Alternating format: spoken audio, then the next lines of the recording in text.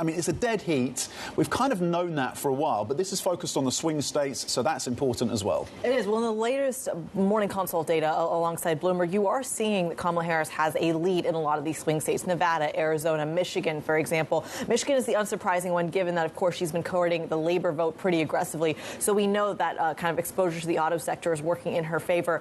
But broadly, it is still a neck-and-neck race simply because the margin of error could swing in either direction. So this idea here simply being that voter turnout could sway the polls, that anything could happen, is still very much in play. But you can see even on the map that 3 out of the 7 swing states Trump has the lead in, at least to this latest data, and 4 is Harris. And again, all within the margin of error. So, OK, so how many of those swing states do you need to get across the line when it comes to that total number of votes? I mean, there's the national vote, which is arguably less important than the swing states. So how many of those states do you need in the bag?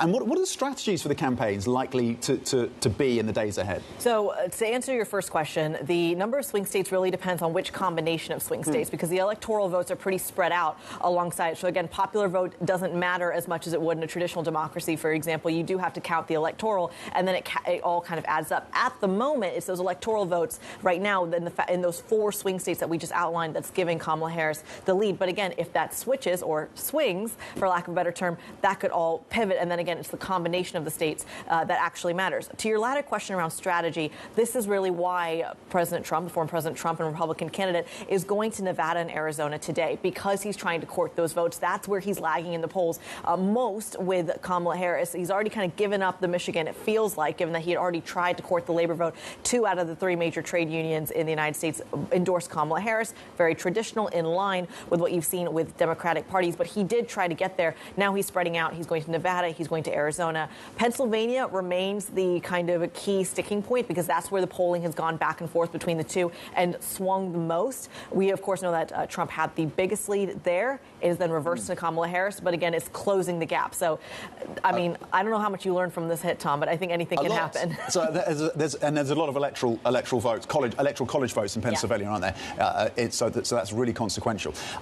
Talk to us about how should investors be thinking, do you think, about the risks of no decisive call on this election come November the 6th, that this goes to a legal wrangling between the 2 parties? How salient do you think is that risk at this point? It's a very real risk, because one, simply we're going to see a lag in terms of how many ballots are counted. We want to really kind of limit the risk. And when I say we, I mean, of course, the United States and the electoral officials that do this, limit the risk of any sort of miscounting or fraud, et cetera. We know this took a while in terms of the legal battle in the Supreme Court back in the 2000 election. We also know that it took about a week between Joe Biden and Donald Trump in the 2020 election as well. A lot of that had to do with COVID and safety regulations as well. But this time, with the amount of turnout and the amount of voting and the amount of political pressure, because, of course, you do have also the risk of not just the lags that you're going to see, but the political violence that could follow depending on who is elected. That's where you start to get very tricky. So when it comes to the markets, the idea that I think consistently I've heard from the investment community has been the long vol trade is one that you can't put on enough, simply because this could be not only in terms of counting, but in terms of the political reaction, domestic violence that follows, that could last for weeks, if not months.